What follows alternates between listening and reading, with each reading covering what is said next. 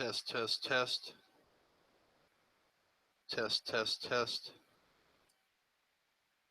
Test.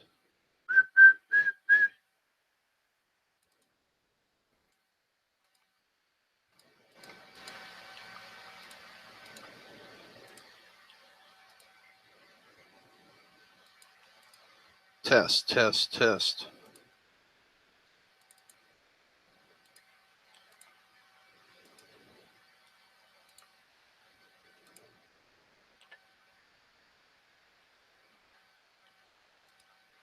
Test, test.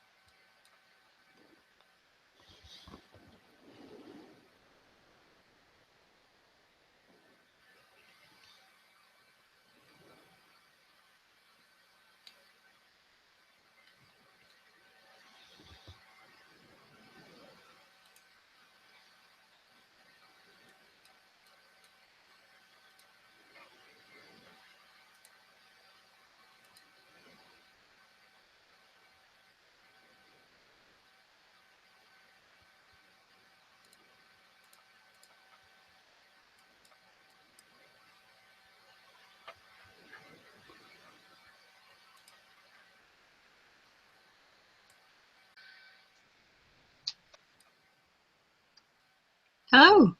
Hello. You all right? This is my uniform. This is my protest for what kind of insane day I'm having today. Not a good day then. I have decided to take on the trappings of both the pulp character, the Shadow, the Unabomber, and I don't know. I'm just maybe Something that makes you feel a little bit less crazy. Maybe Garbo. Fair enough. I've managed to get access to everything on my PC, so that's good. Excellent. It's just on my iPad that it wouldn't work for some reason, but I've got access to everything on here. Okay. I shared everything. Yeah, I can get hold of it really easily on Oh, the Evernote, you mean? Evernote. Yeah, that's working now. Okay. That's like, yeah. Okay. Every time I try to open it on my my iPad, it just went, "You need to download Evernote," and I'm like, "But I have Evernote." And you're like, Evernote, you can blow me. Pretty much. I'm like, but I have an hour here where I could sit and work while I'm at work, and it's like, no, can't do this here. You have to be at home and on your laptop, and in that period of time when you can be on your laptop. So the plan this evening is, while you are working, I'll be creating stuff. I've got another video that I'm uploading at the moment, because while I was waiting to talk to you, I just recorded a video I needed to record yesterday. All right, I've had enough. I don't have to do this anymore. That's fine. I'm just going to be uploading a few bits. You're like, I don't really care. That's nothing compared to the kind of eccentricities I've been around, sir. Oh, me? I'm just like, you're just like, I'm doing this. I'm like, okay. Fair enough.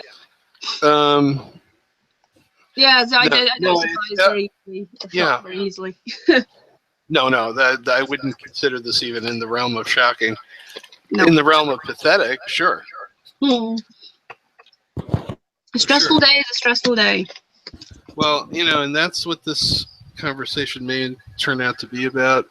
I mean, partially which is why I titled it a Flameape conversation and a Holliday Mountain Madness meeting, or whatever you want to call it. Yes. It's co-starring my titanically fat face. Yeah, because for anybody who may be watching this, and is this live? It says live in the top right-hand corner. Oh my god. Yeah, that's live. Alrighty. It's probably just going out there. Like, I don't think it's private or anything. What can you do? No, I'm totally fine with that. Yeah. So anyway, but yeah. So basically, and so my website is down too. That's the other. Yeah, I keep an eye on things just in case. I have them all brought up on tabs on my computer, so I can keep an eye on stuff in case anything goes a bit weird or anything pops up a little bit strange. Yeah, that's. It was loading unusually the other day. Yeah, that's hosting stuff. That's all that is. It's just the monthly bill is not paid. My girlfriend and I share this particular account, and money's been tight. So my guess is that, and also it's not set for auto pay anyway.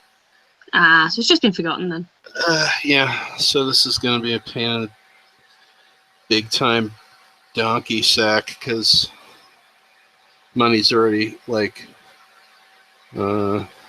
money's the problem this month.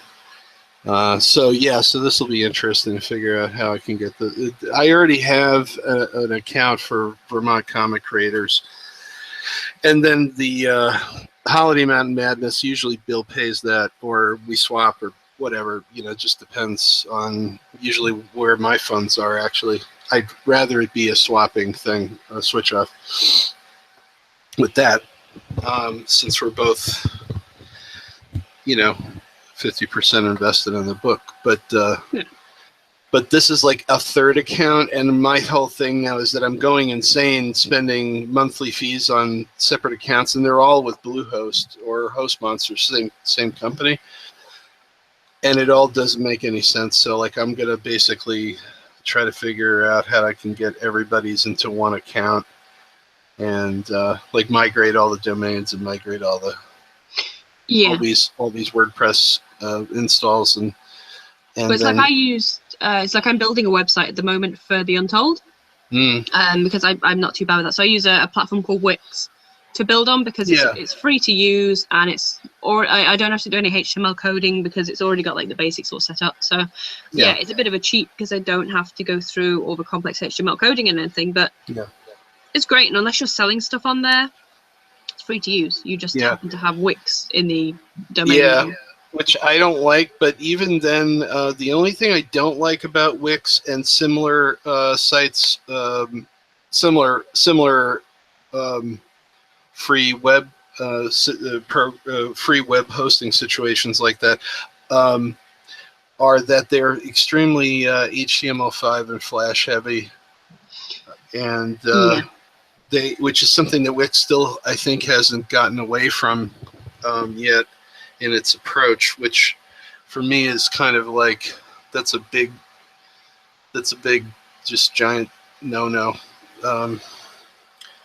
Just because you're sort of forcing people to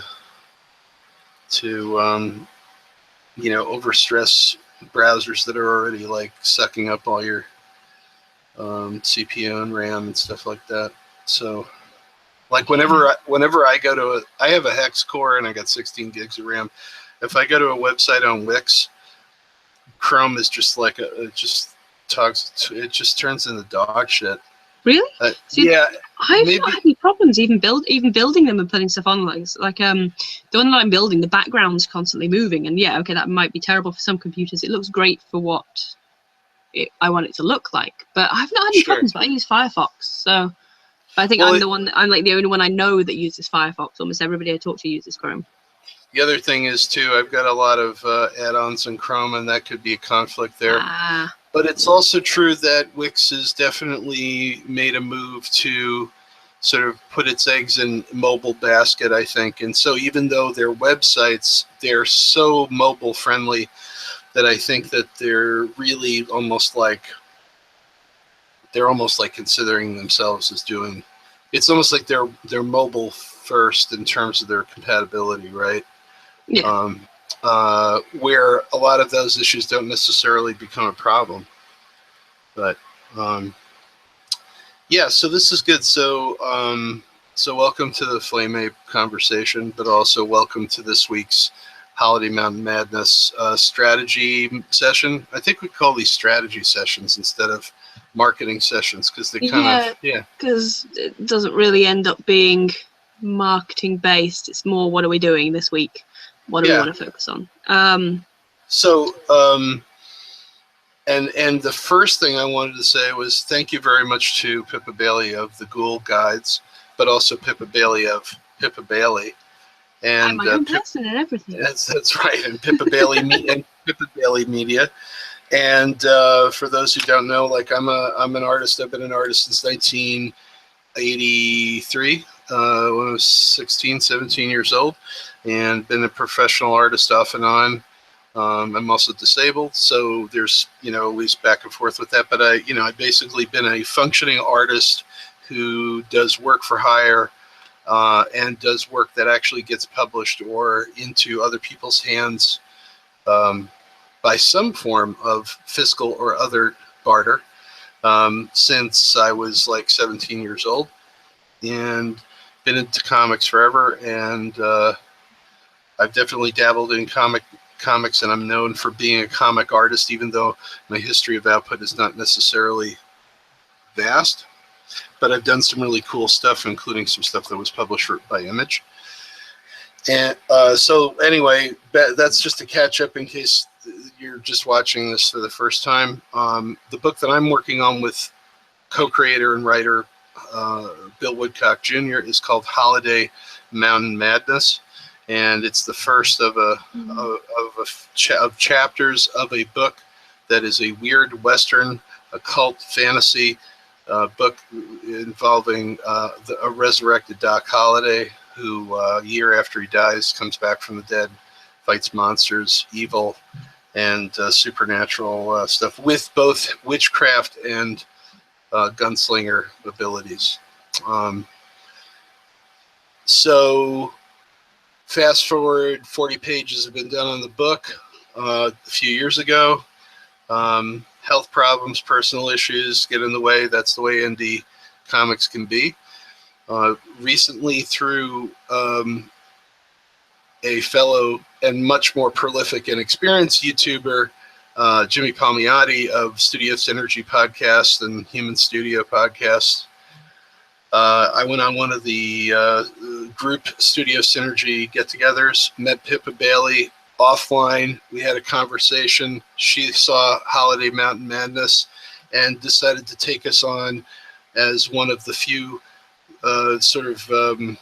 normally it would be a Kickstarter that was not getting where it needed to be, but we're way ahead of, we're far ahead of that. So Pippa is really doing an exceptional thing that I call superfan, a street team marketing, which is to say, like, using this incredible internet thing to be able to have a conversation as though we were in the same room.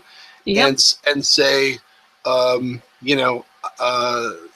like to be the person who gets you from point A to B to the end game. Pretty much. There we are.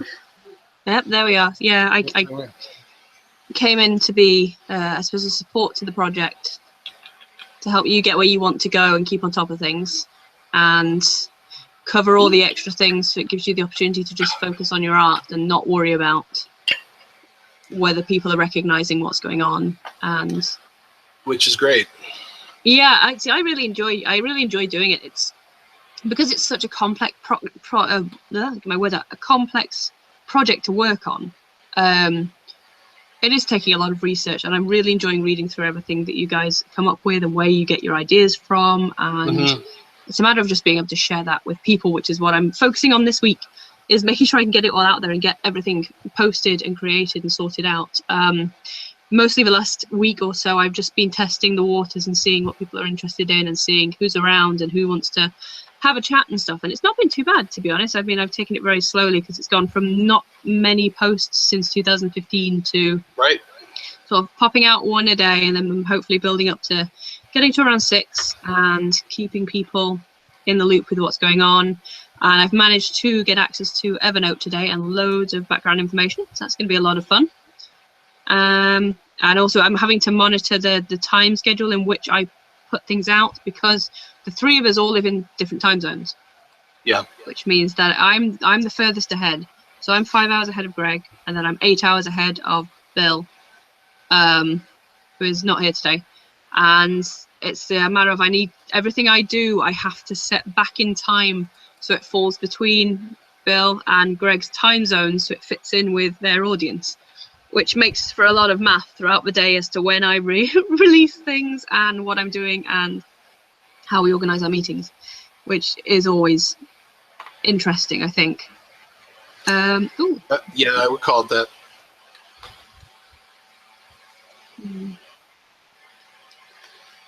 So one of the things that,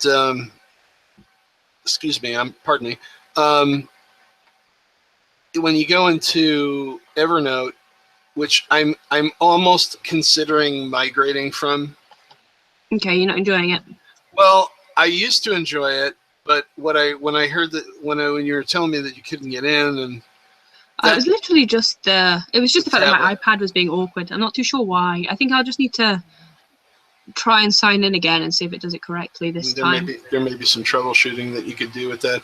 I mean, because really at this point, if these things don't work across platforms, then there's just then it's kind of like, sorry, you lose, and I move else, and then I started to research other options. They're not as UI elegant, but there are some cool.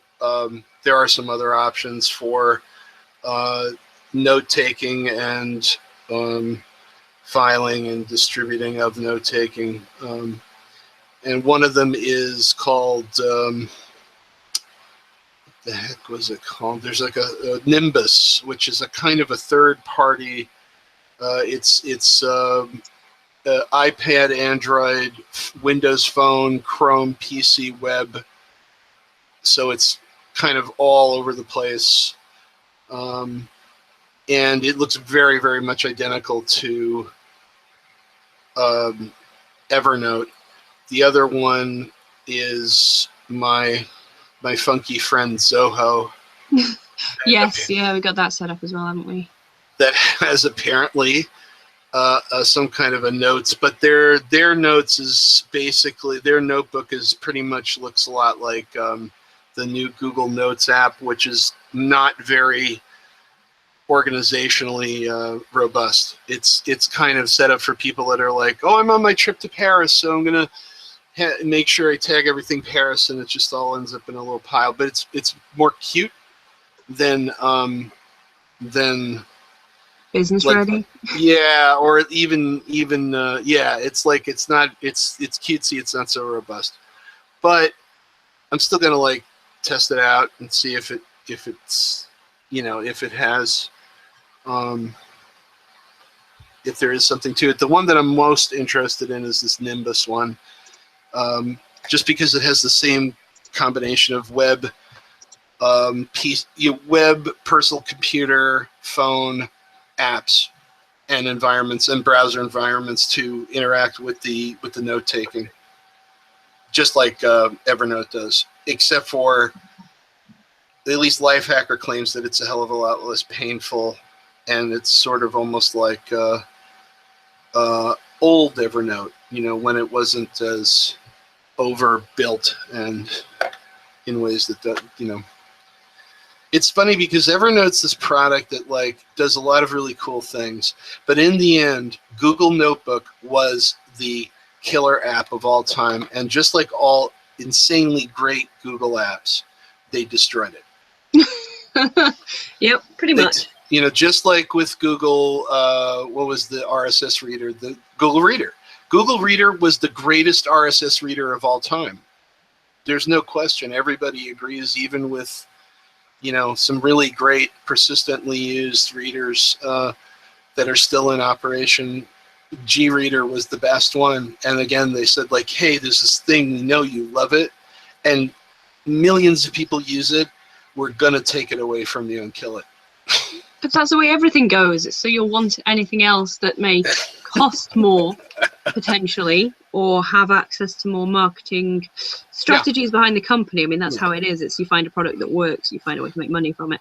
Yeah, and that's the entirety of it, was that like both both Google Notebook and the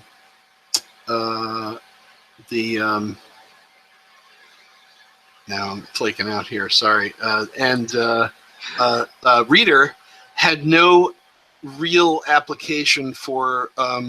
At least they claimed they had no application for data that was mineable or at least usable. Like whatever they could mine out of those two places did not have any real market potential, like the data mined out of email and YouTube and the rest of it, which is like. But here so this is where you are, or you may be.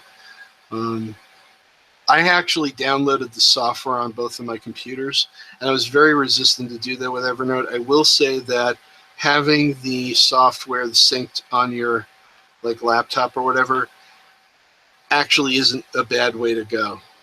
No, I mean I've got it open on my laptop now because it's just easier. Yeah. The only thing that, of course, it gets a little weird is that you can't easily. I mean, you can make a new note by copying and pasting, but it just works better with whatever browser you use. There's a little note taker, and then you assign it to the folder. But so this is actually good info, at least in terms of anybody who is making a comic or a graphic novel or any kind of a story that has an intensive world building process. Which is why I'm actually flashing what's in this. So Holiday Mountain Madness has this intensive world that you may not ever really see much of it, but there's so much weird stuff that happened, just like in any era, but in this Victorian era, and we're being loose about Victorian. Of course, we're resourcing back into the late 1700s, but there's so much weird stuff in terms of bogus technology or attempts at technologies that were just bizarre, politics, occultism, missing people, weird weather, all these different things, not to mention just the actual more normal trappings clothing and what buildings looked like and what settings in the book really looked like. So I had to figure out a place to put all this stuff because Bill's very good at just keeping it all in his head. He's a top-notch attorney, and although there's paper trails for doing that kind of work, I mean, he's used to having tremendous amounts of encyclopedic data in his head, which I am too, but not to the degree that something like a project like this entails. So when I put all this stuff into originally Google Notebook, and then thank God there was a way to migrate it over to Evernote, anybody could go into this and say wow, this is the world that's in this book. This is the world they live in, both of an occult nature and, political nature. They can actually really anybody can dive in there. And where this becomes extremely important for you, obviously, is if you're going to make. Oh, go ahead. I'm sorry. No. I was just agreeing with it being important. It's just the fact that I can access your thought process in theory, because it's everything the way that you think about things, the way that you organize it. It's easy for me to just go in and pick bits out and go, yeah, that's great to work with, and yeah, that's going to really interest people, rather than sort of having to sort of have a lengthy conversation and take notes. It's a brilliant way to be able to just sort of pick and choose the parts of what people are working on and go, hey, yeah, that's got merit here and that's got merit here. And it's easy for me to then take parts and share it on social media and get people interested in the subjects and the topics, things like that, rather than just sort of going, I think this is what we're doing. Mm-hmm. I'll have to let you know later, sort of thing. Yeah, a great example of what Pippa is doing for us is what you really want to do with social media marketing for a project, whether it's to build an audience like we're doing, or to have sort of more complex building of an audience leading into a Kickstarter in a year when the book's finished. And there has to be content. You have to post multiple times a day, not much less multiple times a week or even once a week.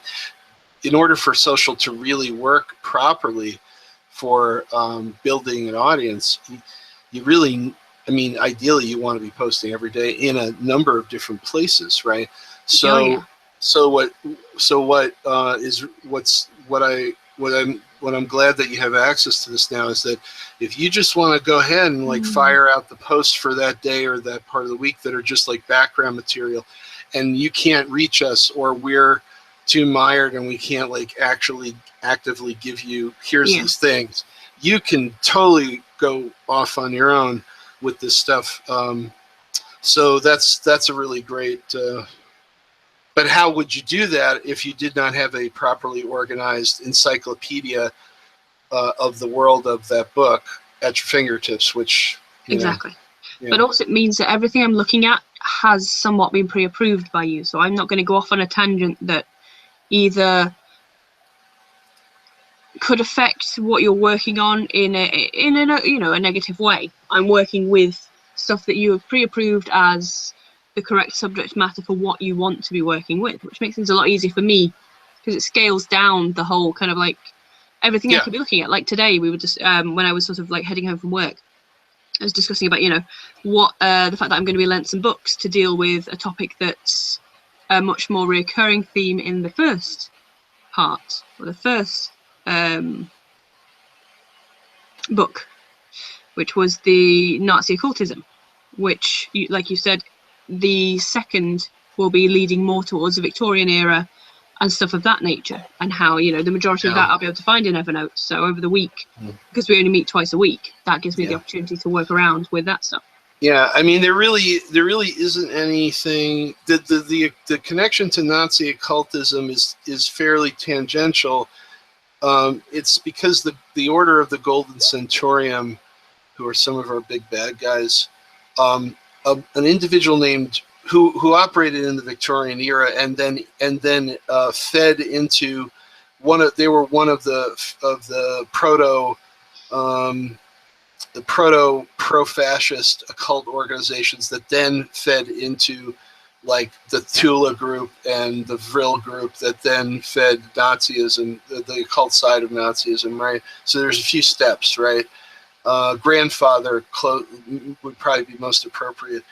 So but the connection there is probably, if you did any reading about the Golden Order and the Tepophone, it all came out of a guy named Franz Bardos, who was I believe in the time of the Nazis, a contemporary German mystic and occultist who actually was sent to one of the camps for engaging in deviant practices, occultism.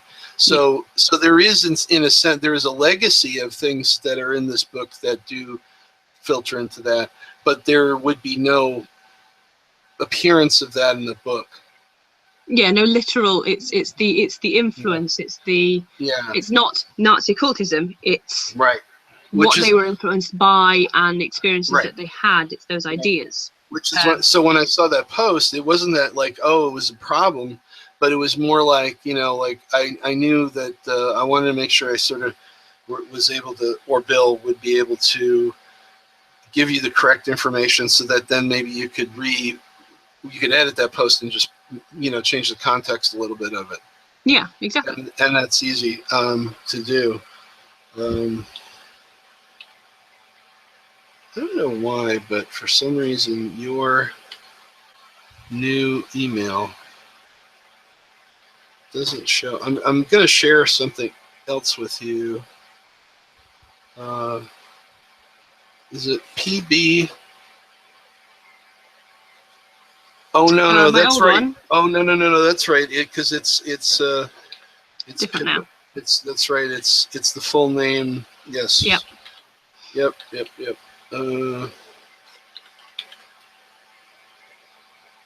That's right. And I've got two computers running. I've got my computer that I'm working, like graphically working on, and it's not actually though case dependent, right? I mean, because it's email. Yeah, not case dependent. No. Is that the right term? think so.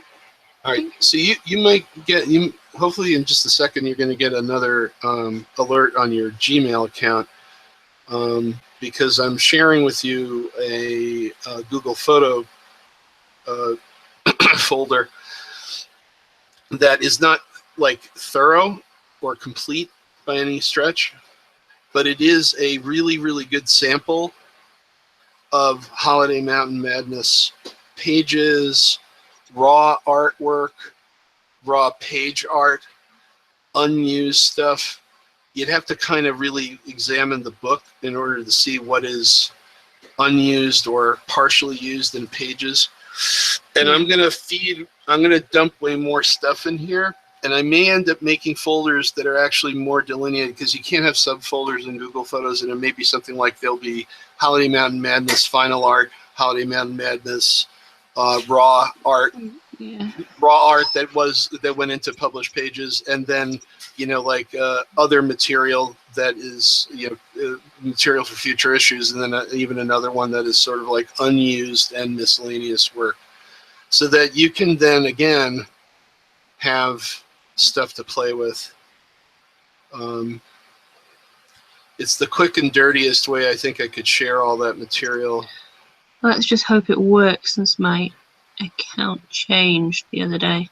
Hoping it's worked. I did send it to the media account. Yeah, it should send through there, because I think we had that the other day. Like, you sent stuff to me the other day and it sent fine. Yeah. Yeah, I think I sent it to the old one of your old email addresses, but and actually. Well, we'll find out soon enough. Yes, we will. Send. But yeah, because it's. Is it doing something weird or? No, it's because it.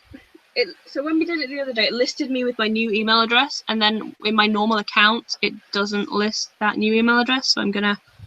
Oh, it hasn't propagated into the whole thing. Yeah, I've just gotta. So I've got the same problem with you too, because when I type in the Gmail address, it doesn't. Even though I've done stuff in the Google world, on every account that I have open, it has not like put you two together. So I'm going to actually force that to happen right now. First. Because it's kind of stupid.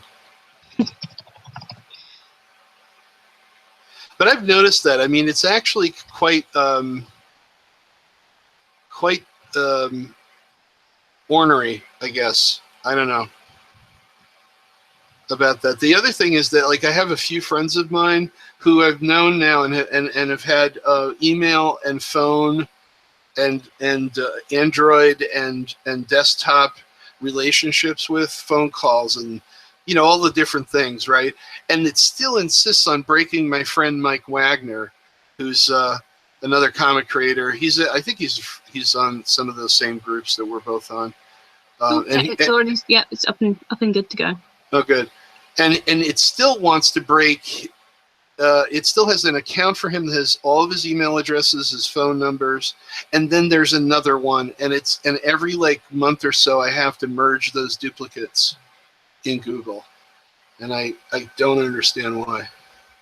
See, this is going to be great to work with, because I mean, sorry, I was just distracted by the images. It's a way better thing to be talking about than bullshit. I'm sure including it in your drawings, but no, it's great, because obviously working with images is so much easier than just literally working with text, because people are more likely to look at what I'm saying or what I'm doing if there's something pretty to look at. Yeah, and I would say whether it's exterior to us on Facebook in other groups, or exterior to us with outside of Facebook links or our own material, I always tried to have pictures, whether I had to ram it in or I used what Facebook would pick up on. I always try to make sure that the posts have a picture in there somehow. Yeah.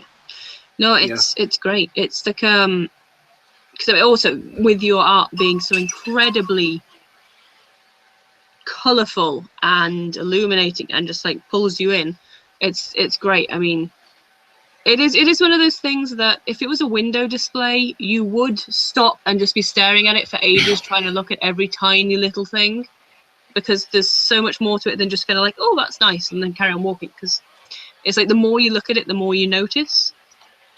which is one of the things I really loved about it the first time, was because which is probably in some of our other talks, where the first time that Greg gave me access to read the first part of the comic, the first 40 pages, after our meeting, you know, we said I needed to go and read it properly and go have a good read of everything that was there, and I ended up spending like 2 hours with it on Zoom, viewing all of the artwork and all the imagery, because there's so many different layers to what's going on in there, and that was something that I really enjoyed about it. And having access to the images means at least I can share that with everyone else now and get them interested in what's going on. Which is my project for this evening, since we are having a short meeting night tonight instead of a 3-hour meeting night. It's going to be the normal 3-hour meetings that we end up having.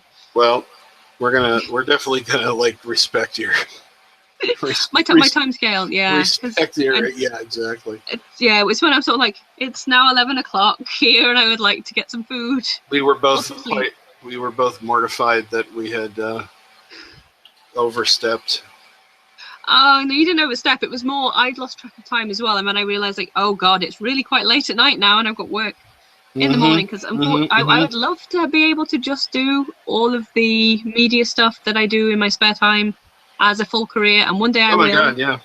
One day it will be a full-time career along with writing and everything else that I do, because I do need to get more of my book written. But at the moment, I still work 40 hours a week and then do everything else on top of that. So yeah, my days are just constantly like, okay, I need to get a calendar sorted properly now to get all my days planned out with everything else. Now that you're on, I mean, of course, it's the second account on Gmail that you have access to, but now that you have your own personal Google account, let me tell you, Google Calendar, GCal is the shit, man. It is the absolute best calendar. I don't care what anybody says, unless you're like way into like Outlook because you're in an office that has to do Office Outlook notes, blah, blah, blah. Totally understand that. But if not, your Google apps are, it's insane how good it is, how good it is to you. And between the color coding and the everything, it's just wildly granular, you know?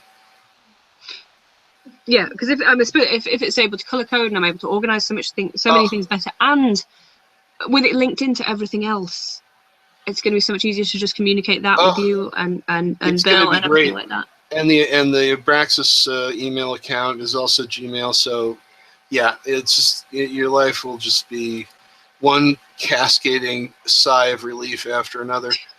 I hope so. I hope I can include everything else. Here's a great example of this. Great example of this.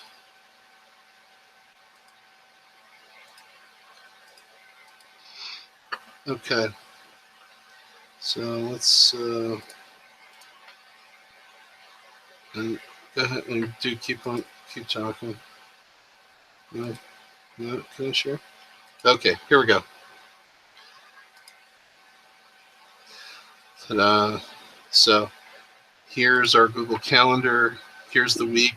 Now the purple is these the social thing that I'm connected to.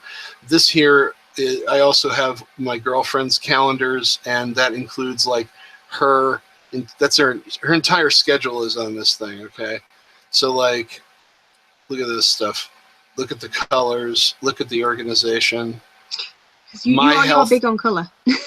Well, because I mean it's like health medical appointments are in green, and her medical appointments are in a different color, and the social network stuff is in another thing. Look at this stuff. Beep beep beep beep beep. Yeah, it makes it a hell of a lot easier. Oh my God, it's insane. Plus, you can plug in all the holidays that you want. There's lots of nerd calendars and other extra stuff you can. No, see, that's good, especially if I can get it linked up for conventions and things and other things coming in, because MCMs. Yeah. And because I travel around a lot, and I mean, this month's going to be a bit of a weird month just because I'm away over the next 2 weeks. Not this weekend coming up, but then the next 2 I'm away doing work, so I won't be around to do this. But it'll be nice to get my time balance. So that's something I'm going to have to get on this evening. So I've got a lot of posts to get organized, and so this would be like my perfect example. Look at that. It's so damn hot. if you know what things are by color, and of course it's right here on the side, so you can just. But of course you'll know because you've set this all up. Yep. And and your mom and your other friends and your GHoul Guides, you two guys could have like calendars set up through your Gmail and sharing with everybody. So like imagine a field of completely organized, color-coded, labeled life. It's like the complete reverse of my organized chaos way of working, where I throw it together and hope for the best. And that's how I live. I do live on organized chaos most of the time. Me too. Total culprit. And that's why it's been very inspiring having your help, because now I have responsibility to you, and to Bill, but that's a given. With I get to metaphorically crack the whip, but also I get to take that level of the social side of things off your shoulders, so you don't have to worry about that. So long as you're happy with what I'm doing, that's one less thing to have to worry about. Yeah, that'll be great, because one thing was certain was that there there was a lot of like I don't know if it's not, well, it is kind of drudgery, actually. It's kind of drudgery. It's very hard to just do the work, the art, or the writing on this stuff now, because of the way things are with how everybody's marketing their own books. It's not like we're all getting published by Image Comics or something, and no, exactly. Right. So now we're in this like weird predicament where everybody has to everybody has to be a marketing guru and a it's like the and list is goes up and up and up, that you have to do in order to just have a successful project. So I was one of the things I said to Bill was just like,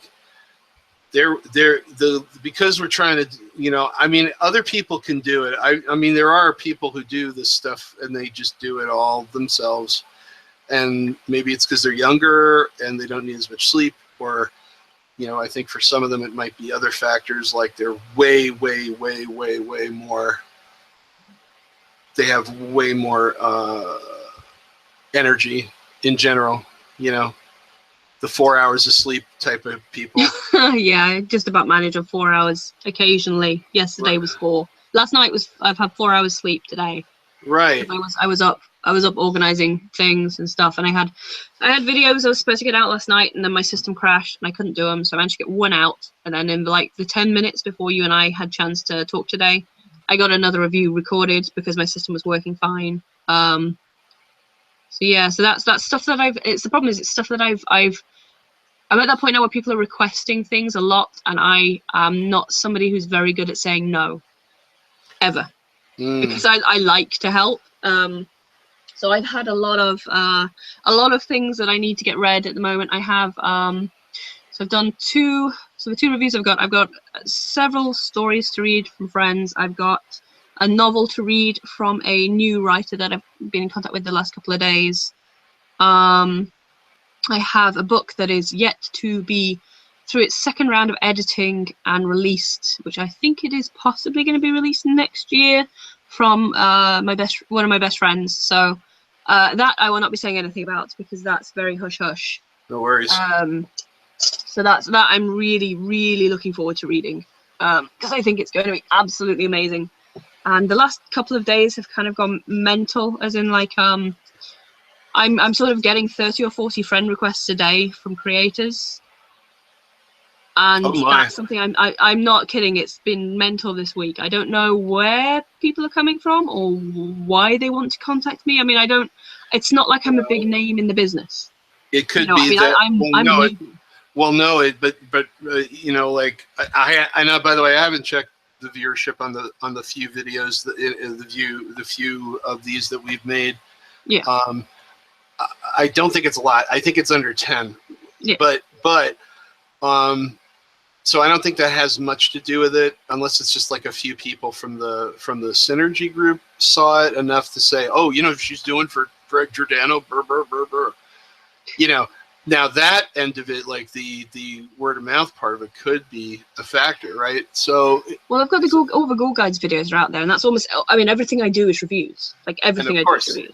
Yeah, and that obviously that's the biggest part. Is your own self-promotional part of it. But yeah, clearly they're finding you, and clearly they're like, oh, I'd like a piece of that action there. That'd be nice if somebody were to do all that for me. But the only thing I would say is, hands off. She's ours. I'm limited to the number of projects I'm working on. I'm very limited. Too late. I'm very limited. I've allowed myself to have how many things am I doing? I have Holliday Mountain Madness, and I have other work with you guys. I have the Untold, which I'm administrating with. That's the Kickstarter, right? That's the Kickstarter, and that's I'm administrating with Dan Farrand, and then Pete Palmiotti and Johannes Vick. So that I'm just generally there to keep things ticking over. That's the one I'm building the website for. I've got my own book page, which has not enough information of any kind because okay, go ahead. It kind of like just fell by the wayside earlier on this year, and I hadn't written anything for 6 months. And I'm about to make fun of you. What, about having a book page I don't do anything with? Well, because this is the thing. Like here's the thing. The reason why we think, well, there's a sidetrack. I haven't been able to work on this book. If you don't know what's going on with this book, with Holliday Mountain Madness, I mean, there are a number of reasons why, but a major one is that when Bill was feeding me pages, and I was, adding my 2 bits to different scenes, and then final pages, and the whole process of getting most of what's in that first issue, this first printing of the first issue, because second printing I put in the extra 8 of the 9 pages that should have been in the book. I was drawing 2 to 3 pages a week. Well, I was laying out like 5 pages a week. I was drawing 2 to 3 pages a week. I was coloring to finish 1 page a week.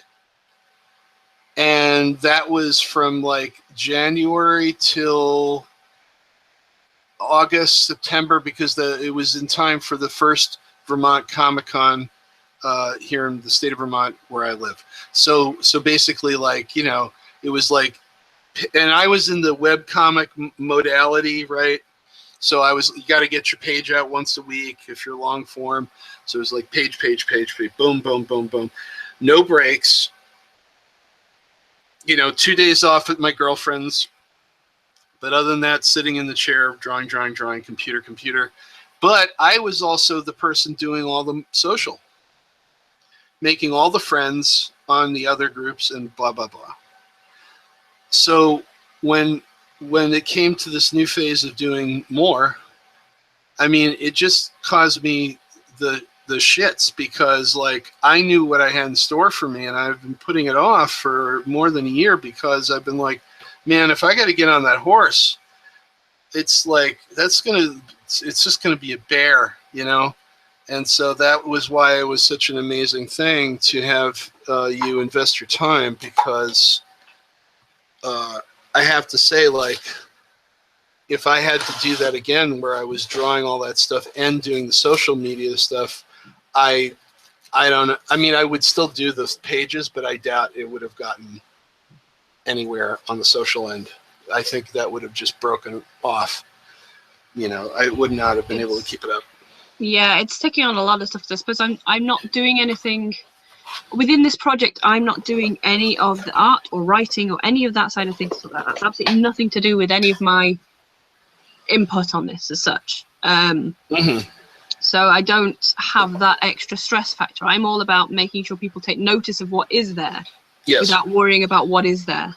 Although I have this, easy for me. I will say this: you will have input in this book directly visually, because we have decided to use your visage as the model for a character that's coming up. Oh, fair enough.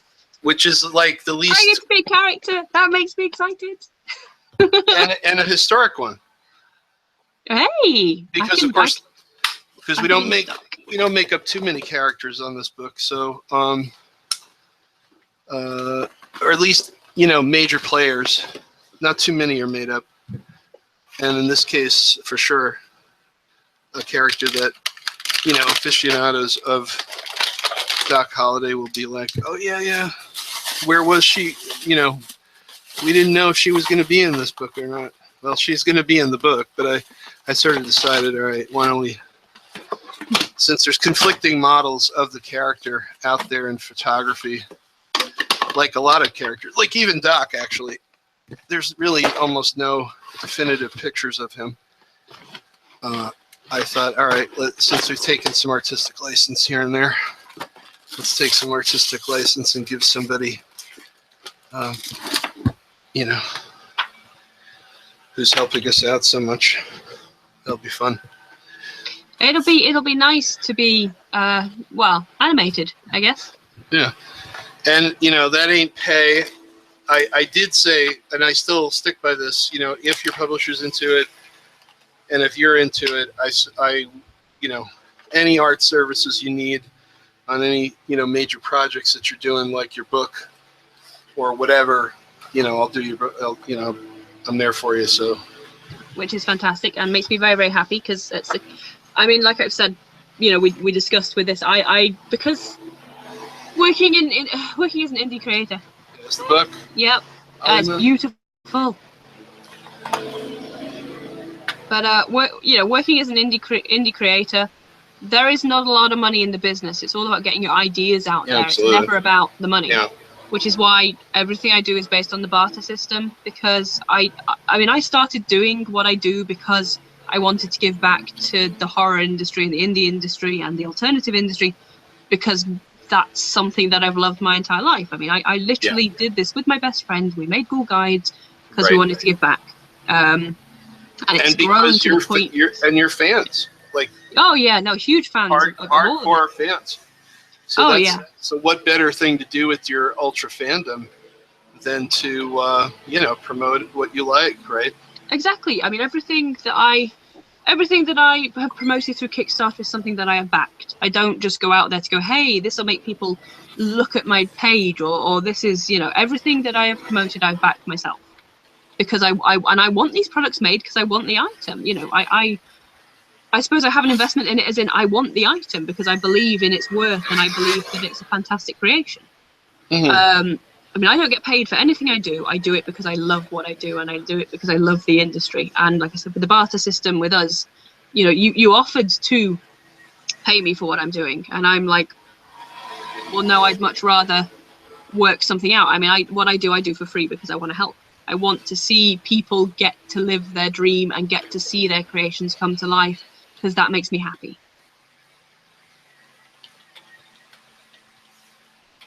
Well, and that's why we're, this is a very unique situation that just doesn't come up very often, and we're very thankful about it as usual. As usual. So at least in my case, I doubt, but who knows? You might one day need the services of an attorney that can practice in the state of California. You never know. I will be in California at some point in the future. But it's all about who you know, isn't it, in this world?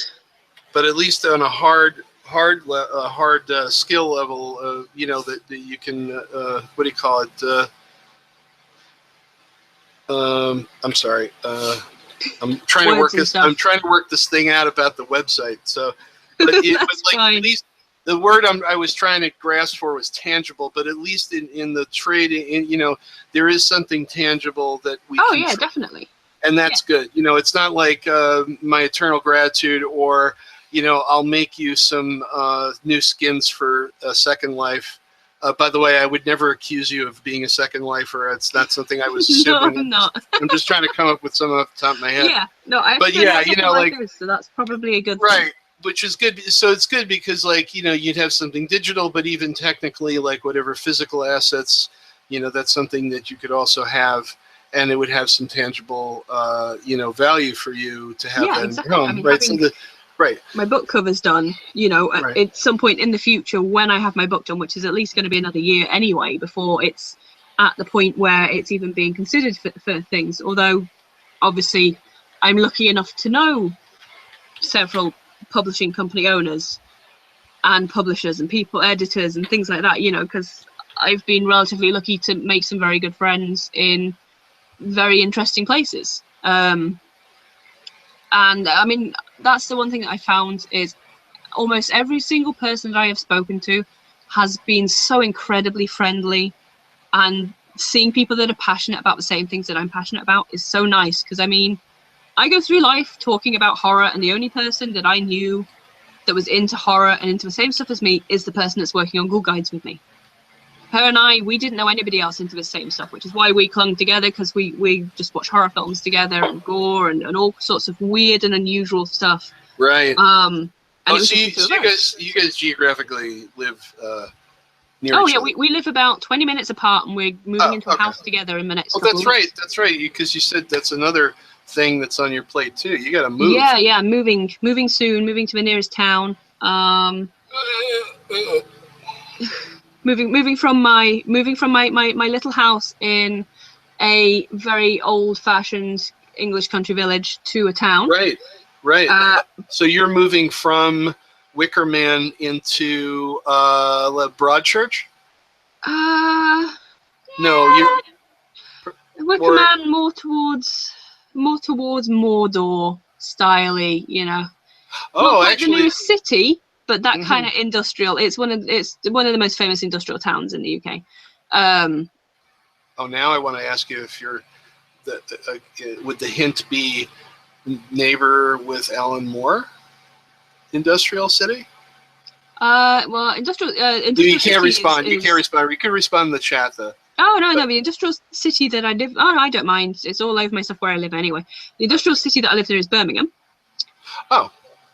So Birmingham is as in right up there with when you Northampton think, and the rest of the great the home of like metal. When you're thinking like Ozzy Osbourne and that kind of and that's also the influence for Mordor in the Lord of the Rings books, along with the trenches from the war. Birmingham was the influence because the industry came in and he hated it, and it's the second city, as they call it. It's the second biggest city in the UK. And the great product of the British Empire, Birmingham Steel. Birmingham Steel, yeah. And the Jewellery Quarter. We've got all of that. Birmingham's all right. I mean, I wouldn't want to live there. I'm moving to a town. You're going to be living. No, not in the city. You're not living there. No, I'm not living in the city. I've lived in cities before. I lived in Edinburgh for a long time, and that's beautiful. Edinburgh's amazing. But no, I'm moving to a town called Telford. Named after Thomas Telford, who was an industrialist. I see. But no, it's nice. It's kind of all I've known since I was like 7 years old. But it's okay.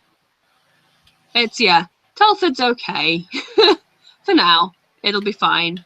And I'm mostly just looking forward to living with Leafy and the two of us being able to record videos more often than like once on a Sunday because of the distance. And I don't drive, so she has to come to me. Which is not fair on her because she has a lot of her own life stuff to deal with, which is why you see her less often doing anything than you'll see me, because she has a whole life outside of everything that we do, whereas I'm socially inept and I don't. So well, that's really that, but you're obviously not socially inept because no, I'm you're isolated, but you're not inept. Isolated, but I'm very easy to get along with. Right. I seem to make friends very easily without trying very hard. Evidently. I think I'm just me. I don't edit anything and I don't filter anything. It's the same with the videos that I do. Yeah. I don't edit anything because I'd much rather everyone see my honest opinion on everything. Yeah. I just was like, to say that you don't have social graces would be intellectually dishonest. I mean that's a little crazy.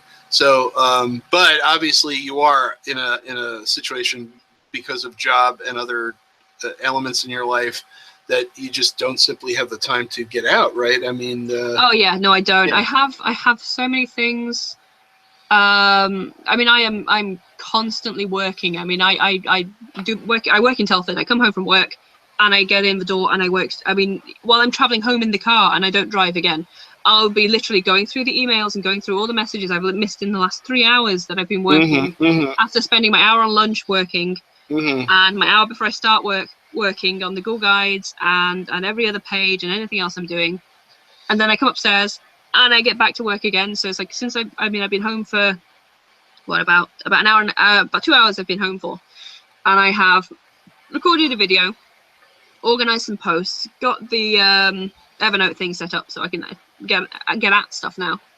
Had almost an hour meeting with you, and then it's just going to continue for the rest of the evening. I mean, But you love it. I love it. I love what I do. You love it. I do. Love it. It excites me. It excites you. It clearly, it's more than just a hobby. It's clear that it's a lifestyle.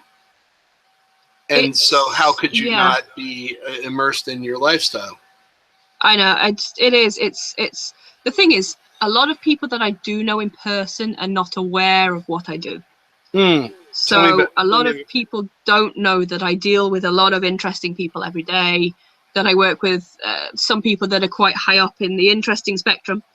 And some of the people I know are, I suppose, relatively famous, which is quite nice, and I'm not one to fangirl. But it's quite nice having this whole kind of, I suppose, secret from all the people that I know, sort of outside of what I do. Why do you keep that secret? I don't. People just don't get horror. People I know just don't get horror, don't get alternative. Oh, I see. Or it's that, hey, this is what I do, and people are like, oh yeah, that's great, yeah, okay, and it's like, no, I actually have a whole career outside of here. I'm actually quite successful, thank you. Are you referring to people at work?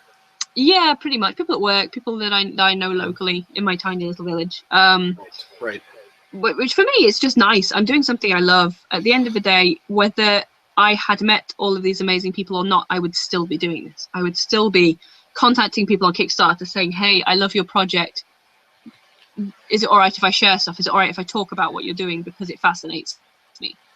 And then, it's things like, I'm in the position now where next weekend I'm going to go and interview an author at a party.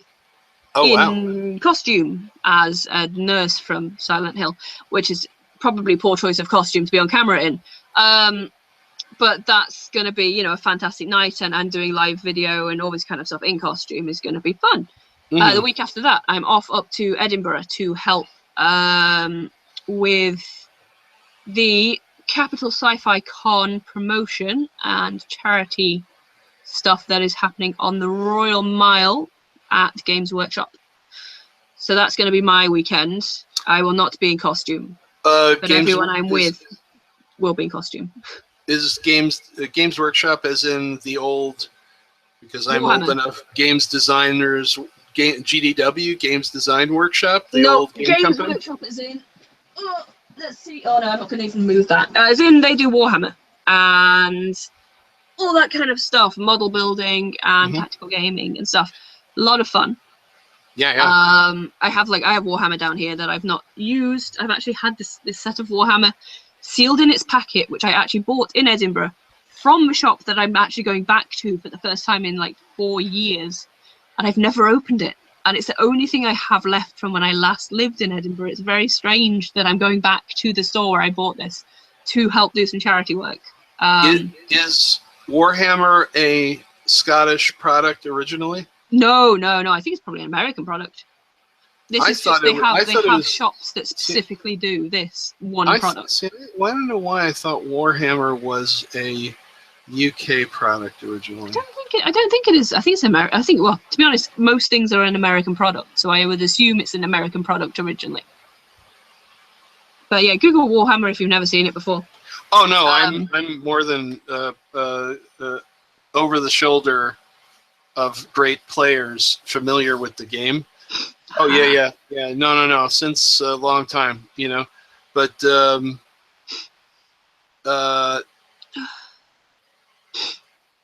But yeah, I mean, it's going to be a lot of fun, and I'm going to be filming and interviewing, and Great. probably going to be wandering around with a charity bucket, doing my time, and spotting the people in costume and making sure they don't stand on anybody.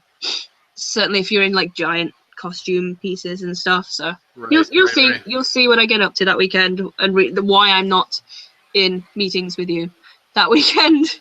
Games Workshop was founded in Hammersmith, London in 1978. I thought it was a British.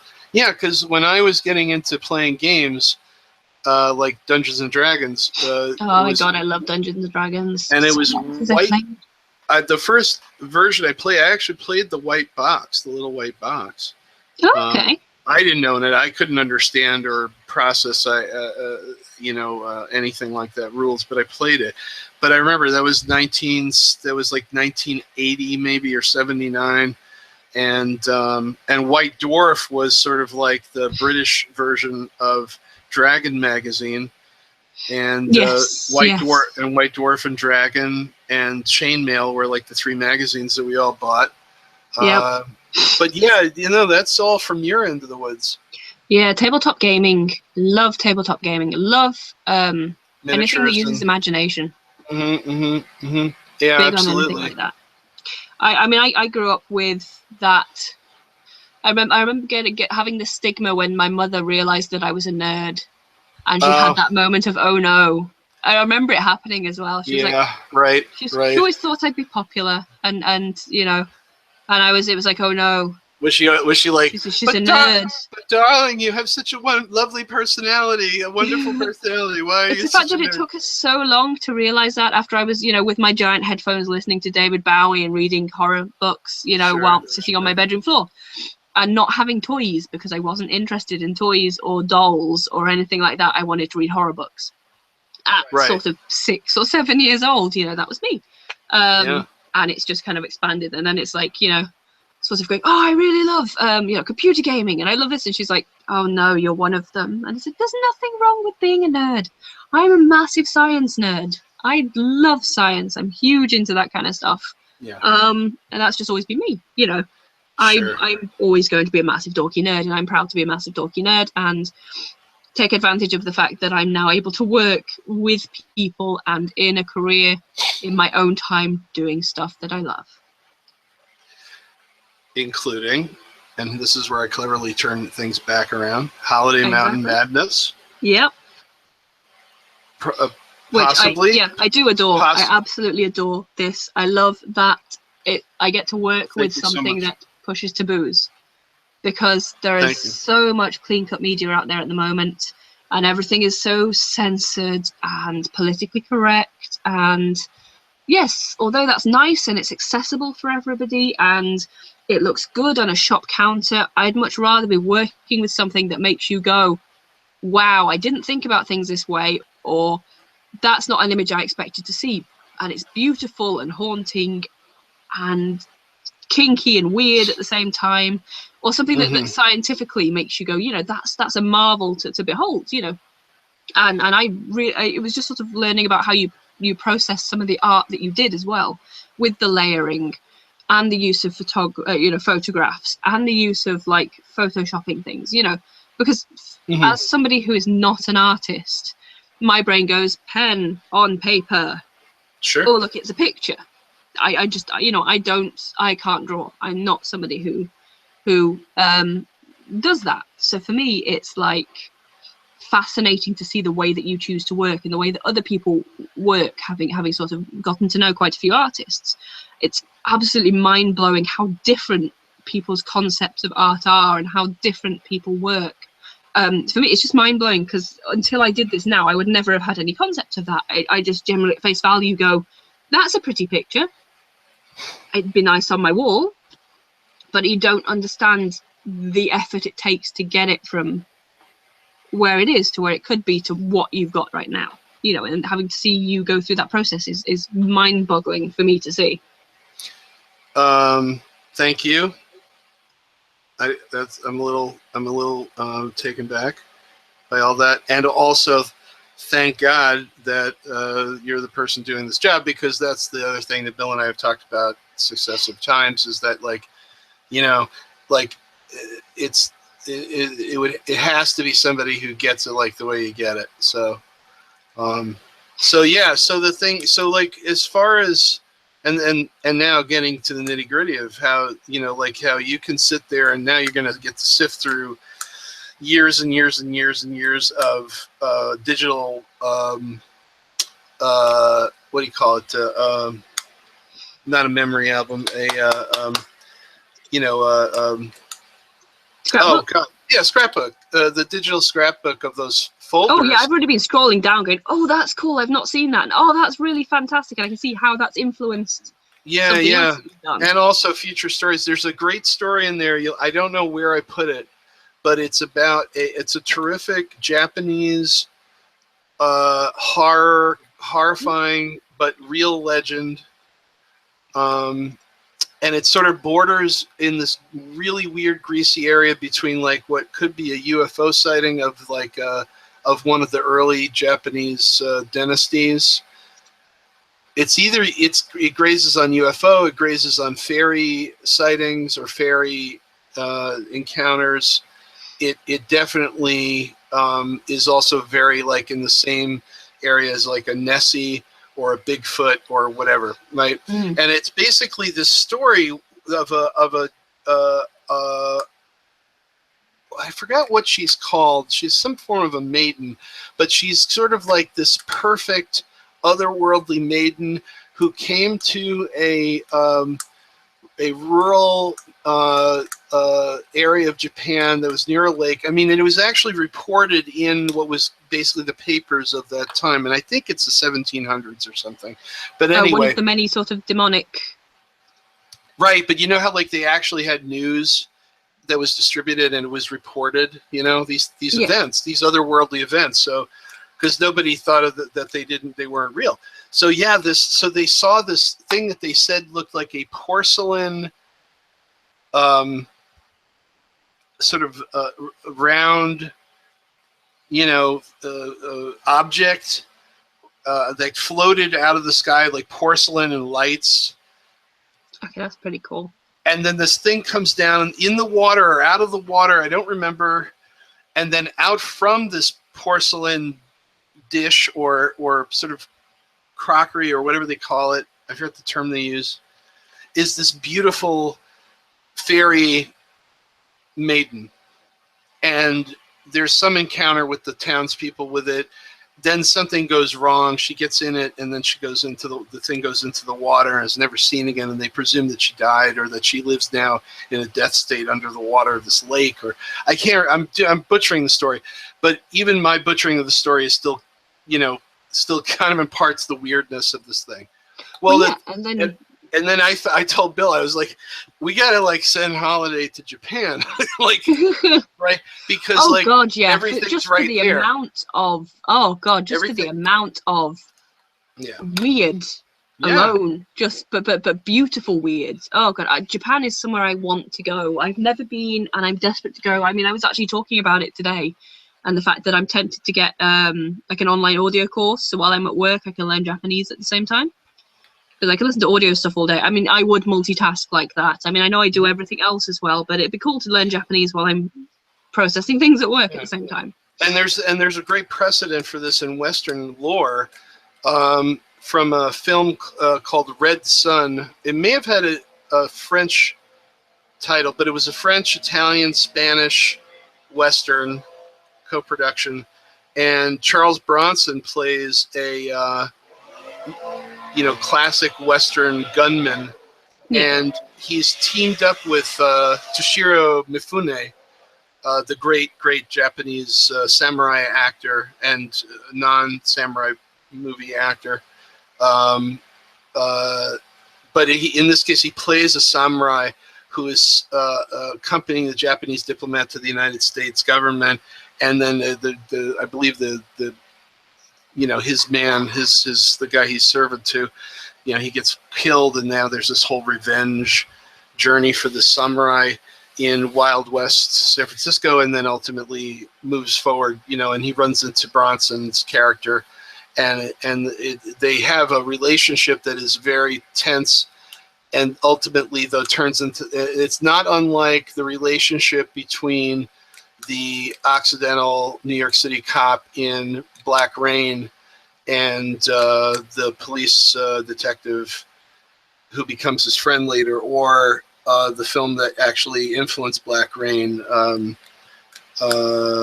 You know, I'll have to look that up, but it's a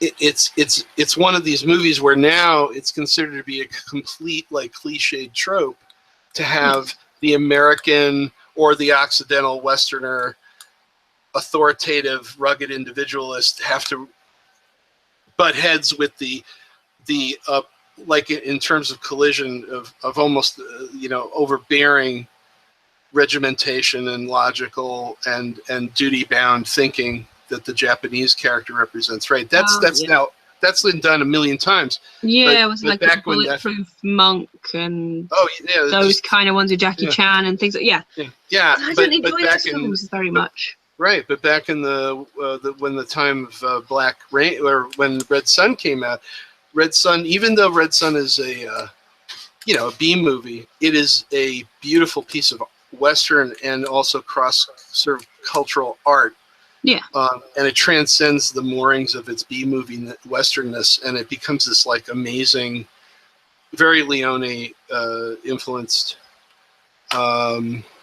You know, film. And also you've got this just amazing Bronson, who's no stranger to playing iconoclastic Western squinty-eyed guys, you know, even though he didn't play that many, you know, a ton of them.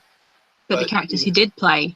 You know, he had been Once Upon a Time in America and pretty much, you know, proved that he could handle that kind of role. And you know, it's a cheapy Leone film that relies on that era, the 50s, 60s, and 70s importation of samurai and other feudal Japanese film making, some obviously sensationalist and exploitation in nature, relied on those tropes to sell a kind of tired, you know, Bronson as a gunfighter thing. You know, obviously they're like, oh, what are we going to do? I know, let's throw a samurai in, right? You know, like you could imagine... You could imagine that very legitimately that kind of a boardroom decision. But despite that exploitation origin, if you look at it from a certain view, explodes far beyond it, right? And so like I was like, when I found that story, I was like, oh my God, it must happen. It has to happen. Please say that this will happen, you know, like. Oh, you need to go and have a look at some of the more terrifying, not creature creations, but I suppose human monster creations, sort of from the Japanese mythology side of things. Some of them are beautiful. I mean, you know, ones where you know, it's the woman with no legs chasing you down the street type thing after your body parts. So, you know, some of the ones where, I suppose, in Americanized culture or Western culture, you just wouldn't find it. Yeah. But, it's and those kinds of monsters carry over into Southeast Asia and Australasia, Polynesian countries and stuff too, and Philippines and so forth. And it's weird as those. I mean, it would be probably culturally. It would be very culturally insensitive to think that they emanated from China and Japan and then went further out. So I won't use the metaphor. I was about to use the metaphor, and as they go further out towards, that would be really, really pretty bad thing to do. But in Polynesian culture and other sort of like Filipino and other sort of Pacific Island and Pacific Asiatic cultures, many it gets grislier and grislier. Yes. But you know what I mean? Like, and so there's this interesting thing where like they get grislier and grislier, and they also get more comical. But that's when you also tend to find religion becomes included within these stories, and again, then it goes back into the occult side of things and unusual religious practices, and it all comes full circle back to these stories and where they come from again, and the influences from all around the world and things like that. And I just find it so fascinating. I mean, that's what I'm loving with all the sort of little snippets of different people's projects that I'm getting to sort of see the background on, seeing people's like where their ideas are coming from, and it's things like this that some of it I've never even heard of before. Oh yeah, and whether that is a cultural thing, because with me being British and you being American, and different histories and different characters throughout our lives, like you guys have, and I'm going to forget his name. The guy with the axe and the bull. The guy with the axe and the what? And the bull. The bull. Paul Bunyan. Yes, see that? If I tried to tell anyone British about that, they'd have no clue. And if they weren't from Vermont or that area, that side of America, they would have no clue. Well, actually, Paul Bunyan is originally Pacific, is a far western character. Yeah. Although he becomes like Pecos Bill and John Henry, it sort of saturates across both sides of the continent, and it ceases to become really owned by a particular culture. Yeah. But Paul Bunyan is not a New England. So I thought it was. He's like a Midwestern, like a Minnesota, Wisconsin, something like that. I think. I know that it's also related to Franco-Canadian stuff. Let's see here. Wisconsin. It seems to originate in Wisconsin, which is of course a Canadian border state. So there may be some, although it doesn't really explain the Francophone Canadian, like where it gets shared in North America. I didn't know that. Yeah. But it's again, that's a fascinating. But sorry. No. Again, that's a fascinating, weird story that's cultural based within America. Like if I would have to explain that story to somebody who is British. I see now. There's one of the hypotheses about the etymology of the name Paul Bunyan is that it is phonetically similar to a Quebecois expression "bonyen," expressing surprise or astonishment, and the English which would make sense with his size and stature and everything. Sure. Whereas to me, I hear Paul Bunyan and I think about the lumps people get on their feet. Right. Yes, of course. Yeah. So for me, it's like, what a horrible name. And that's actually, I mentioned that the English surname Bunyan, Bunyan, is derived from the same root as bunyan in Old French bunyen, large lump or swelling in general, just a large lump or swelling. Yeah. So exactly. there's double Old French. And some people say that he's related to a couple of French-Canadian folklore characters, Bonjean or Titjean. Although, if it's the French Canadians, they trapped all the way across the continent, but certainly the heart of French Canada is Montreal, which is, of course, connected to Vermont. So that's actually interesting that you made that,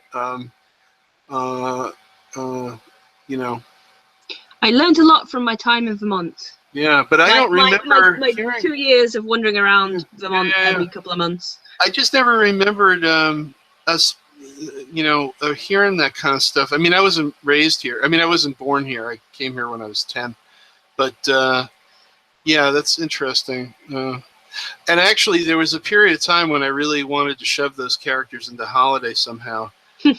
Because I had this notion that, like, and I don't know how Bill would, where Bill would be about it, but I had this idea about, like, what's Doc Holliday other than we're making him into another Paul Bunyan or John Henry or whatever, and those guys were superhuman. I mean, right? So, so I had this idea about, like, well, what if those kinds of characters were also still alive? In other words, he just joined the ranks of a number of uniquely American immortals, you know, who, Yep. like, you know, basically they go from being regular people to demigods, and it's just that simple. It's like, And falls in with this kind of thing here. yes, exactly. If I don't destroy everything. Yes. I did catch the title though. Yeah, I mean, you know what I mean? Like, this is, yes, because we have other ones. We have magical creatures. So, you know, Rip Van Winkle and Uncle Sam and Old Pete. Headless Horseman. Washington Irving's my favourite story as a child. Again, with terrible stories as a child. Although, unlike Rip Van Winkle, which I think has some roots in a person, I don't believe that what do you call it? The Headless Horseman had like a yeah. I know it's set on the borders between Vermont and New York, because the story takes place in old when it was, what was it, New Holland.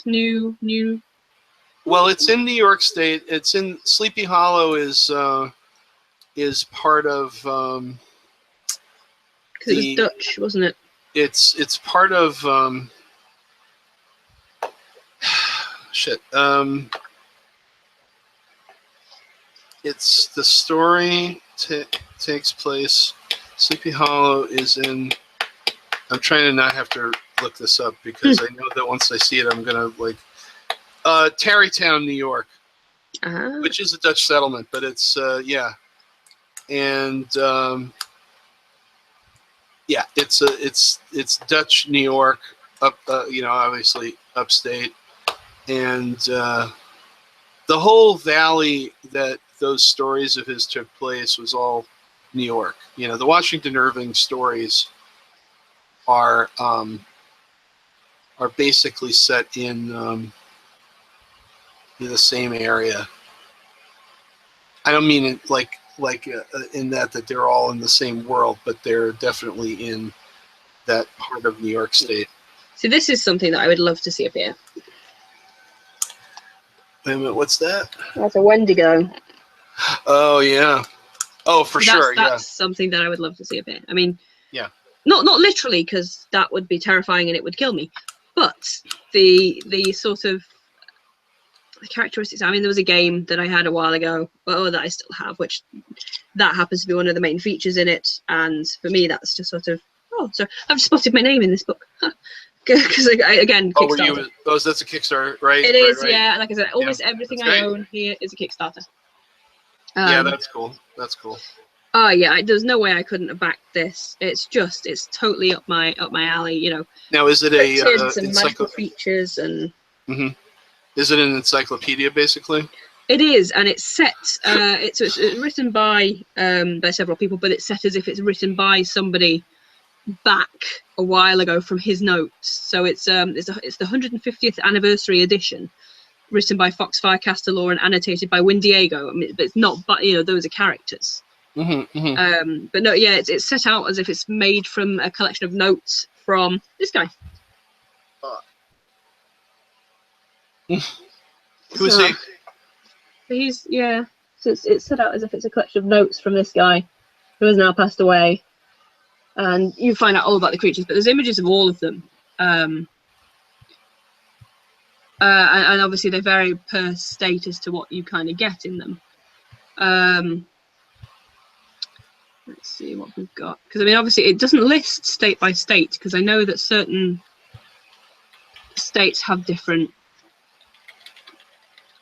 animals, I guess. And some of them, obviously, I've heard of because, you know, everybody has. Like the Golem and Gremlins and Homunculus. Mm-hmm. I mean, he looks cool. I just love the way he's patched together. Oh, so they definitely take some liberties and even go a little lighthearted. Oh yeah. It's very. I mean, it tells you. It's almost as if you are reading like an encyclopedia of monsters with like notes scribbled on it as well. But the images are they're pretty. There's nothing in here that's like really horrific. I mean, the designs are just violently coloured, which again, love of mine. It's just I love some of them. So that's it. it definitely has the look of game booklet art.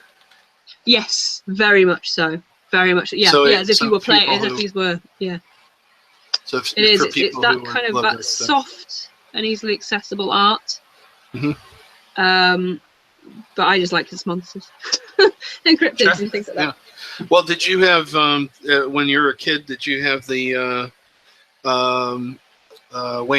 Wayne Barlow books? The Barlow's Guide to Extraterrestrials, Barlow's Guide to Fantasy Monsters. No, as a child, I had a book called Hob. That one you told me about.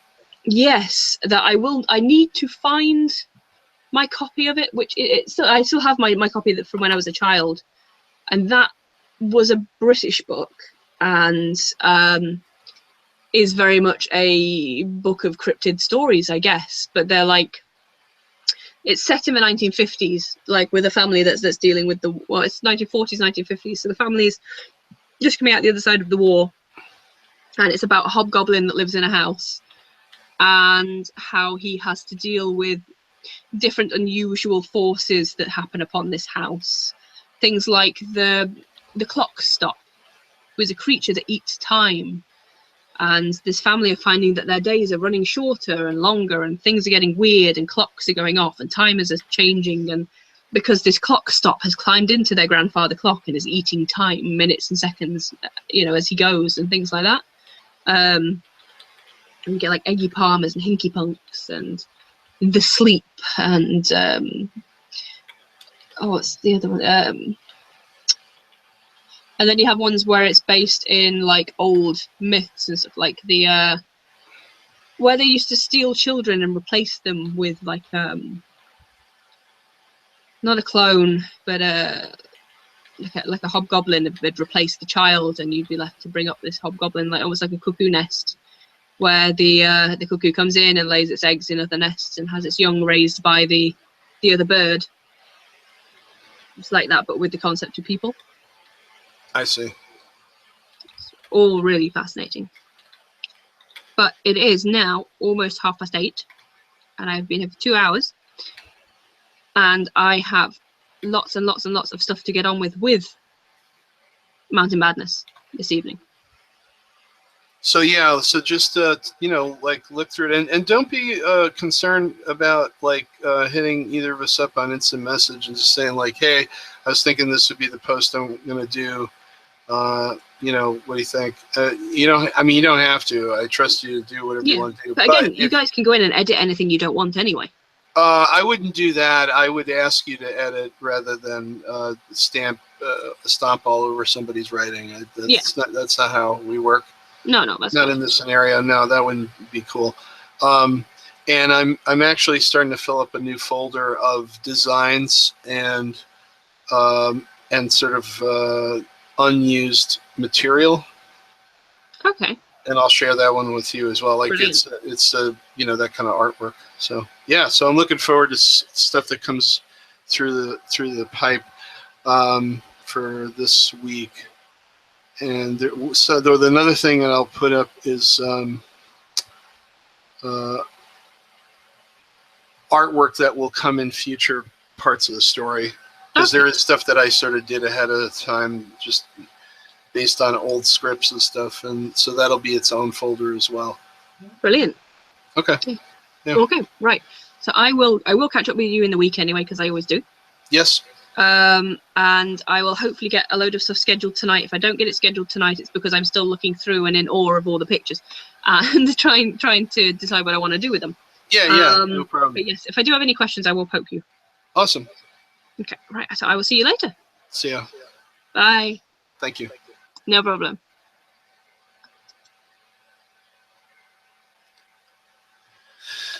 So yeah, so that was another strategy, but also a lot of sharing with Pippa Bailey of the GHoul Guides, and it was really good to talk to her about, what turns her on about our book Holliday Mountain Madness, and also what sort of turns her on in general in terms of art and the types of creative things, whether it's books or whatever it is that she's into, what it is that turns around about that stuff. These conversations with her outside of specific scheduling of things to do are actually very, very important, because the undertaking that she's taking on as a essentially a branding and promotions person, and keeping like me to sort of on schedule.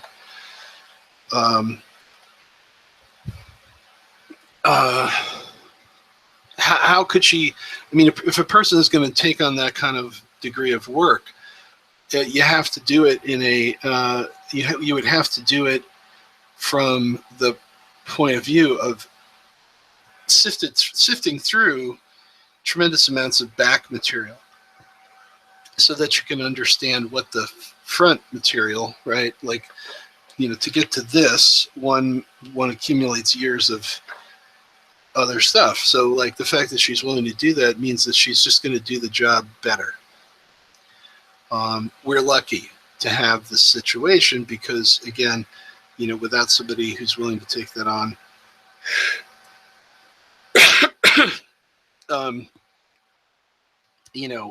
it would be back to us doing it, which at this stage of the game, with other responsibilities that I have personally, the other responsibility that Bill has personally, it might not happen. And then it might be this thing where we're just like producing this book and collecting pages and, throwing it up on a web page, the webcomic page.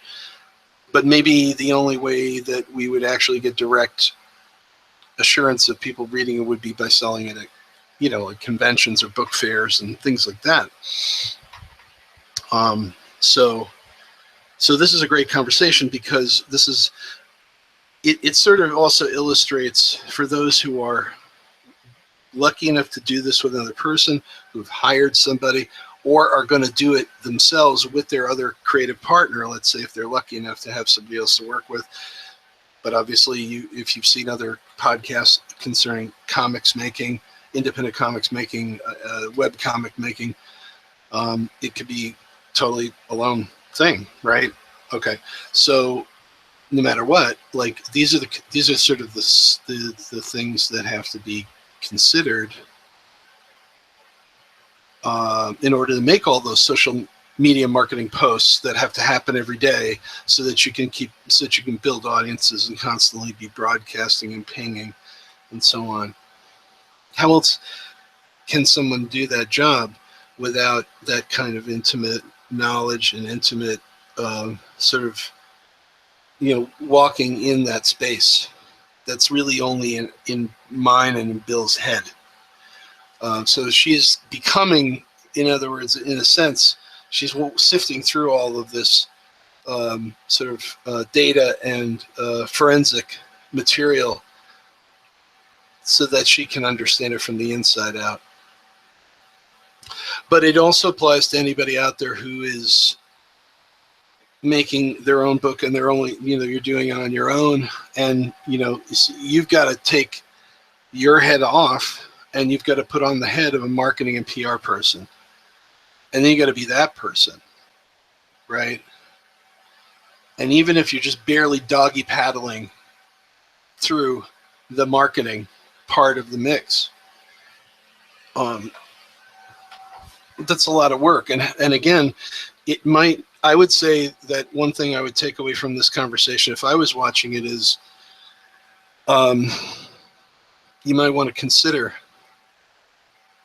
that the intimate knowledge or intimacy that you have with the material that you're making, the book that you're making, the comics that you're making, the film that you're making, whatever it is, that you have maybe even years invested of time in, you might have to step back or step sideways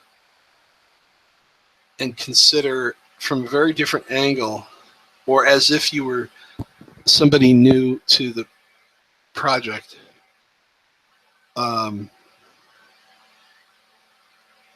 in order to have the fresh insights from the material to effectively market it, maybe even build new streams of attention and readership.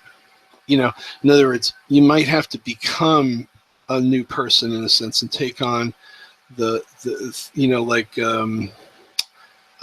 take it on as if you are that new person in the room who has just suddenly become, has to wade through all this stuff and come up with a marketing plan, because the other side of it is that when I see her posts, I'm seeing a whole new interpretation of the work and the backstory and us, Bill and I. That can't happen from me or Bill because we're involved in it. We're deep in it, right? We're in the book, and we cannot separate ourselves out of that process. So our biases and our maybe even things that we would normally avoid, or maybe sort of go like, nobody cares about that. Maybe we're wrong. Maybe totally wrong. That's what happens when you market yourself, right? You don't see that.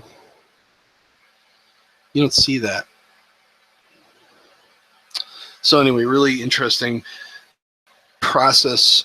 It's like she's hand-holding us through certain things.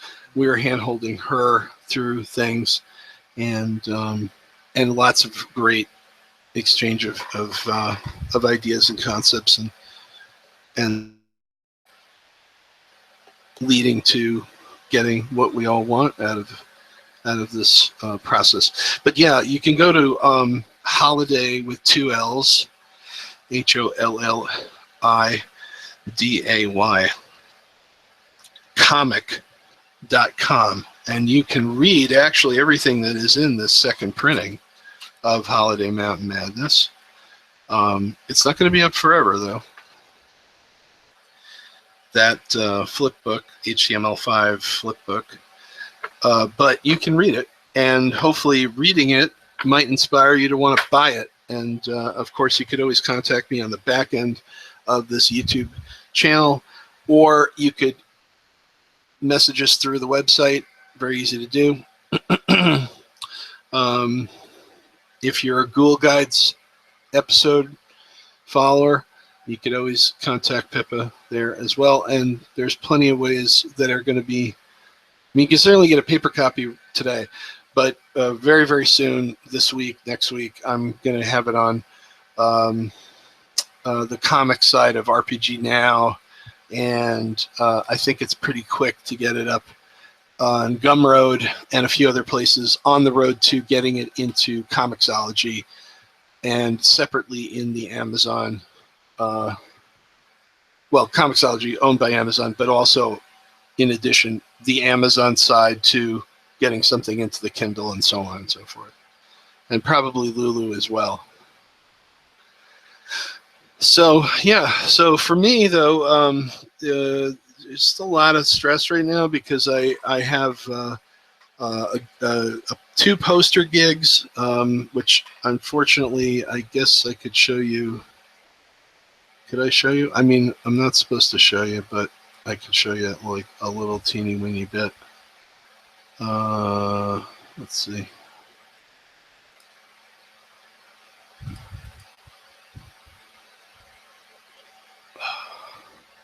Can I zoom?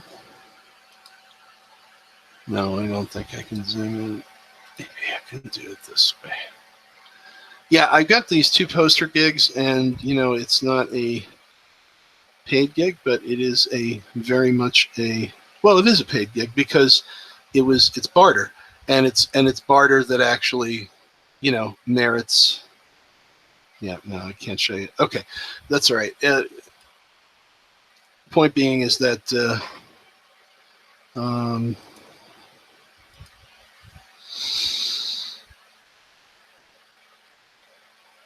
I was, there was something of great value to myself and my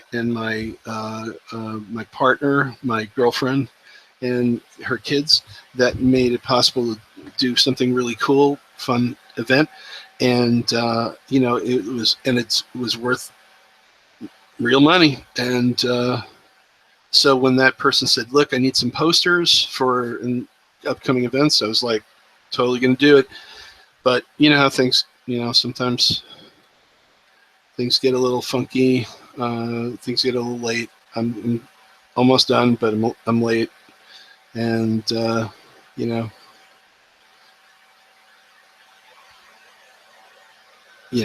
either way, it's just part of what's going on with this thing. So I've got this pressure on that. I've got the pressure to get Holliday started up. I have the script somewhere here in this total craziness, my studio here, to lay out the thumbnails and then take those thumbnails and inflate them into, page art that will work, and then can be, start the assembly line rolling. But juggling a lot of stuff is not my strong suit. It's always been something that's really gotten out of my hands real fast, and then I don't want to do stuff. And I have anxiety disorder. I have PTSD. I have bipolar, and sometimes, although I'm very successfully in recovery with those things for now quite a number of years, the symptoms can get to you. Fatigue can be a big factor. Stress can excite those problems. And what else is stress other than running and trying to elevate to a respectable art organizational status, a new arts organization for comics in Vermont, plus things that people have said, could you please do this for me? And I say, yes, for money or for trade. And then relationship and continued physical health regimen stuff. Lost 260 plus pounds in the last 3 years, and still pushing on that. But have lost motor function in my leg. So juggling that and all these things, it's the week, the day, and you have stuff, and every artist and every other creative person, especially people that are taking advantage of the new technology and the new ramifications of the technology to be independent creators, we all have to juggle tremendous amounts of things. Otherwise we would just be industry filmmakers, industry comic creators, industry writers, industry novelists, ad nauseum, right? And then we would just simply be working at it, not having to work at all the other things, or maybe because of health conditions be out of the average employable situation. So our lifestyles are challenged in some way like that. So maybe we can't produce like we would want to. But whatever it is, whatever the combination is, things get funky, and so I'm a little late. So I got to cut this off and get back and crack the whip and get this thing so that he's not screwed over. But anyway, that's the other thing, which is why I decided to just combine these two things, because frankly, I needed a conversation with somebody who's fresh and got new ideas and is a friend and is also now a business associate who has a great amount of interest in what I'm doing. Because sometimes, yes, it is ego inflating to be around people that like what you do and say nice things about you and mean it, and actually have critical awareness and cultural literacy and smart, enough to where you can trust their opinion. Yeah, sometimes you need that. Sometimes creative people need that. You know what? Sue me if that's like too much, or if that's like it being egotistical, or some people would interpret that as a lack of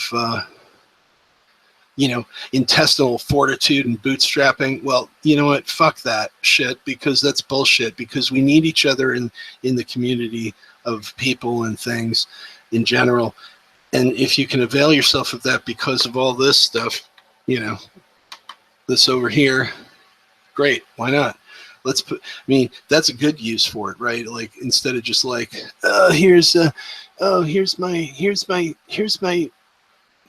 pithy commentary about why, X pop culture object person game book thing that I consume isn't as good as you think it is. you know, or, you know, videos of people falling off their couch or whatever. Like, you know, it's a social media, right? So like, let's be social, right? And I got an issue. I got pressure. I need a break. I need to unwind my brain a little bit so I can wind it back up and, you know, twist the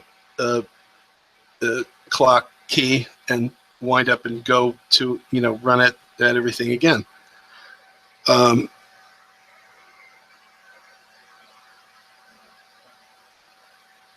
So, yeah. So, so this is where this is very much a podcast about myself, and it's a checking in Dear Diary kind of thing, as much as anything else. But a great conversation with Pippa, and I've got two interviews in the beginning stages of negotiation.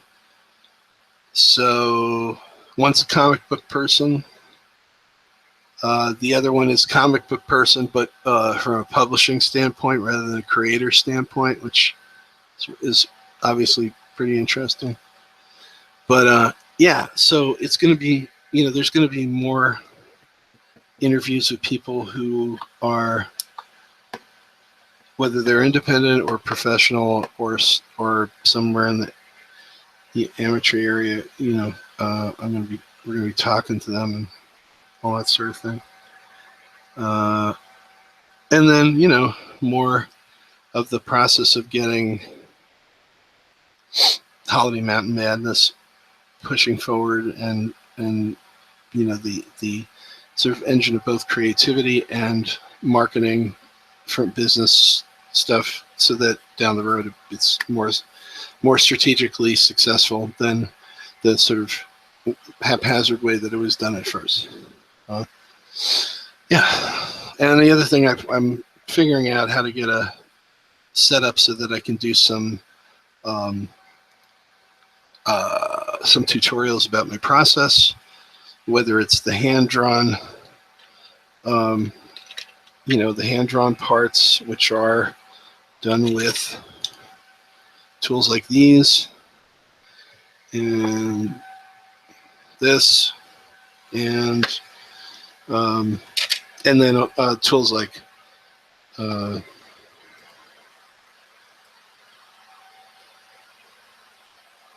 but also getting into you know, the digital area that I work in. As soon as I can get some screen recording software that I don't have to pay for. All right, so yeah, so this is Flameape Conversations and a Holiday Mountain Madness strategy session, and we'll be talking again next week at least. Thank you, and take care of yourself, both creatively and as a person. See ya.